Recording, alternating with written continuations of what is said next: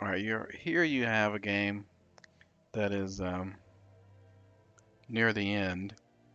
I think it's a good time to just talk about the different phases of Stellaris. We've been talking about the early going expansion phase, and then once you've kind of got to the extent that you can expand, now you're really in the part of the game where you really got to compete with your neighbors. Now, who are you going to attack? Right? Who's going to be your ally? And the whole galaxy is going to kind of you're going to see the different sides. Probably going to be two or three different power centers or different alliances that develop. And this is a good time to expand and conquer someone and easily gain a lot of power, gain a lot of planets, and again, population power. That's where power comes from. And then you're going to kind of reach the extent of how the easy part of the expansion early going because now if you attack someone, you're attacking like four people at once. So you kind of got to think about it. That's going to take you to around mid game. And mid game is when the con's going to rise. And the con is there's these small marauder empires. They only have like four systems. And they're going to have a con and they're going to come out and attack with like 30K power fleets. And they're going to just start invading everyone that's around them. So if you got one next to you, it may attack you. Now the good thing is that after about 50 years, or maybe less than that, the con's going to die, and they're just going to become a regular civilization. They're not going to be just randomly invading people. So you don't really have to conquer them when they're doing this. You just kind of got to withstand the onslaught. And once you do that, you're fine because the con's going to die and it's over. And then after the rising of the con, really the hardest part of the game is going to start because unless you turn the fallen empires off, at some point during the later, near the like 50 years before the end game, 70 years before the end game, the fallen empires are going to activate, and they have every technology in the game, and they have around a total of maybe 800 to 1 million K, 1 million fleet powers or for fleets of ships. And if you're new, it's super difficult to match the power of a fallen empire. And they're going to start the war in heaven. One fallen empire is going to be attacking the other one, most likely. And you've got three choices. You can either uh, join the non-aligned empires, and all the people you can get to side with you are going to fight both fallen empires. Or you can side with one fallen empire or the other, but you've got to become their vassal. You've got to become their vassal and fight for them now. And if you can win the war with your fallen empire, now then you can declare your independence and try to kill them off.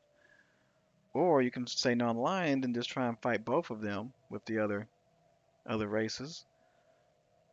But you've got to win it. You've got to you've got to conquer everyone on one of those groups. And then once this is over, and by the way, it's the same thing to con. After about 50 years, at least 50 years, the fallen empires won't be so strong anymore. It's kind of like they've dedicated everything to being super powerful and regaining their power. But after 50 years of supporting a fleet of a 1 million power level, their population doesn't want to do it anymore. So their fleet power drops down to like 300 or 400K, which is way more manageable if you're still around, if you're not dead already. So if you can last until that happens, then you'll have a chance. Then finally, at the end of the game, it's called the end game crisis. And the end game crisis is not as hard at all as the Fallen Empire. When their fleets come, they're not going to be a million power fleets that you really can't hardly kill unless you've been playing for a while.